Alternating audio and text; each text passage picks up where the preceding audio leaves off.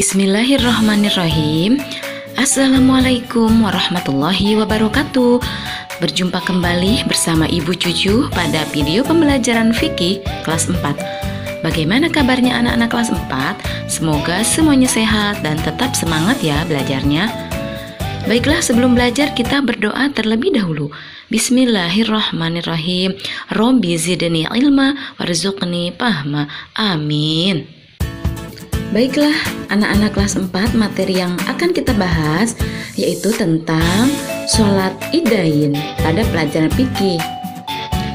Nah, melalui video ini kalian diharapkan agar bisa memahami ketentuan sholat idain dan mempraktikkan tata cara sholat idain. Apakah sholat idain itu? Sholat idain adalah sholat 2 hari raya, yaitu Hari Raya Idul Fitri dan Idul Adha.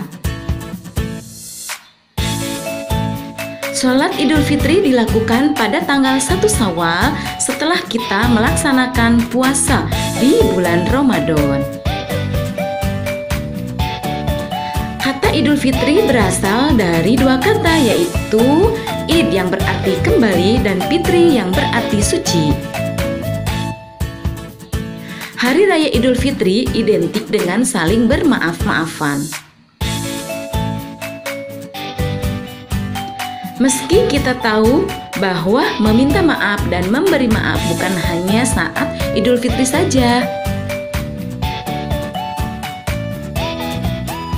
Sholat Idul Adha dilaksanakan pada tanggal 10 Zulhijjah.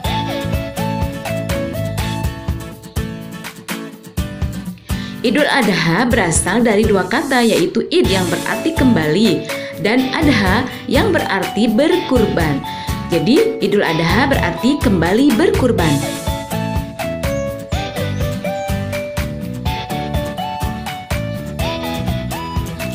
Idul Adha identik dengan menyembelih hewan kurban. Idul Adha juga sering dikenal dengan Idul Kurban atau Lebaran Kurban. Pada bulan Zulhijjah, umat Islam juga bertepatan dengan pelaksanaan ibadah haji. Maka Idul Adha disebut juga Idul Haji atau Lebaran Haji.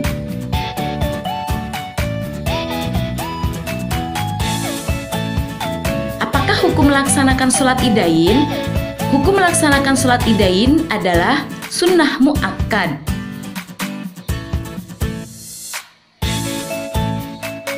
Rasulullah Shallallahu Alaihi Wasallam senantiasa melaksanakan sholat id hingga beliau wafat.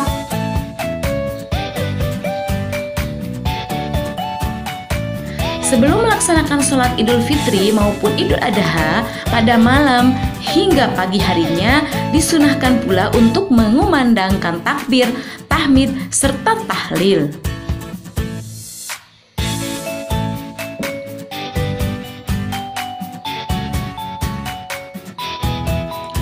Bahkan pada hari raya Idul Adha masih disunahkan mengumandangkan takbir, tahmid, dan tahlil hingga 3 hari ke depannya.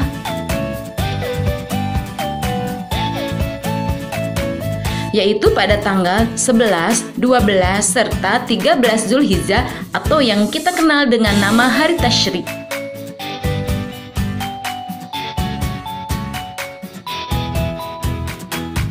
Pada tanggal 9 Zulhijjah disunahkan pula untuk berpuasa pada hari itu.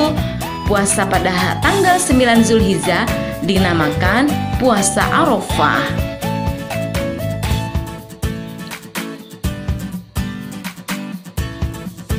Tata cara sholat Idul Fitri dan Idul Adha: ke-1, tidak memakai azan dan iqamah. Kedua, dilaksanakan sebanyak 2 rakaat secara berjamaah, boleh di masjid atau di lapangan. Yang ketiga, berniat melaksanakan sholat Idul Fitri atau Idul Adha. Kemudian yang keempat, terdapat 12 takbir. Rakaat pertama 7 takbir di luar takbiratul ihram, dan rakaat kedua 5 takbir di luar takbir intiqal. Yang kelima, imam menyaringkan bacaan atau jahir. Yang keenam, sesudah sholat terdapat khutbah.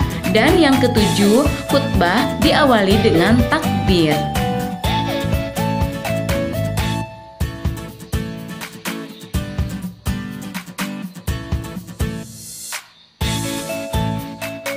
Yang membedakan antara sholat Idul Fitri dan Idul Adha yaitu terletak pada niatnya.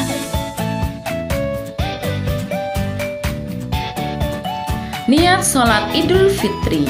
Bismillahirrahmanirrahim. Usolli sunnatal li'idil fitri rok'ataini imaman atau makmuman lillahi ta'ala, yang artinya saya niat sholat sunnah Idul Fitri 2 rakaat sebagai imam jika jadi imam, sebagai makmum karena Allah Ta'ala jika jadi makmum.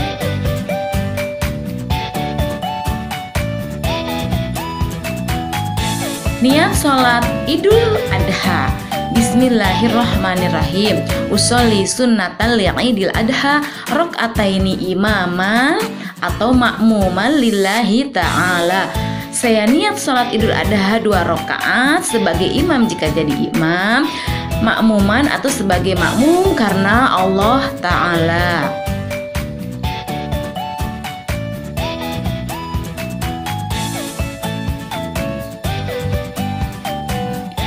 Beberapa sunnah dalam sholat Idul Fitri.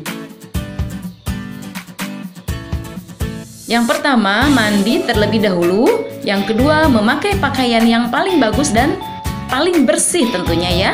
Yang ketiga, makan dan minum terlebih dahulu. Yang keempat, memakai wangi-wangian. Yang kelima, melewati jalan yang berbeda saat berangkat serta pulangnya. Yang keenam, mendengarkan khutbah dengan khusyuk. Yang ketujuh, mengumandangkan takbir.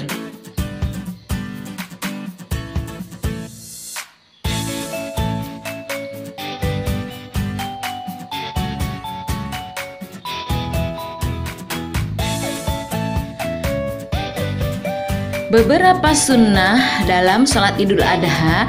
Yang ke-1, mandi terlebih dahulu. Yang kedua, memakai pakaian yang bagus atau yang bersih. Yang ketiga, tidak makan terlebih dahulu. Yang keempat, memakai wangi-wangian. Yang kelima, mengumandangkan takbir dari tanggal 10 sampai 13 Zulhijjah. Jadi perbedaannya pada sunnah sebelum Idul Adha dan Idul Fitri. Kalau sholat sebelum melaksanakan Idul Fitri, kita disunahkan makan terlebih dahulu, tetapi pada atau sebelum sholat sunat Idul Adha, kita disunahkan tidak makan terlebih dahulu. Nah, demikianlah video kita kali ini, semoga bermanfaat. Sampai jumpa lagi pada video kita selanjutnya. Billahi taufiq wal hidayah. Wassalamualaikum warahmatullahi wabarakatuh.